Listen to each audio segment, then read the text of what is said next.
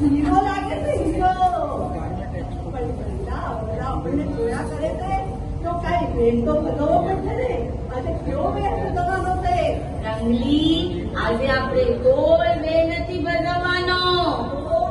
અરે આજે તો આપણા રમાબેન ખરા ને, એમના હાઈકુના 65 પુસ્તકો લખાયા છે અને આ 65 પુસ્તકોનું સરસ્વતી પૂજન થવાનું છે.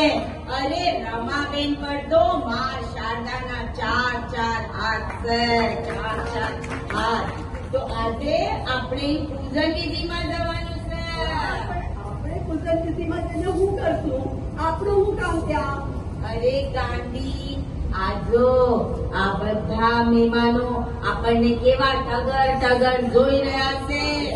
આપણે આ હંધાઈનું સ્વાગત કરવાનું છે.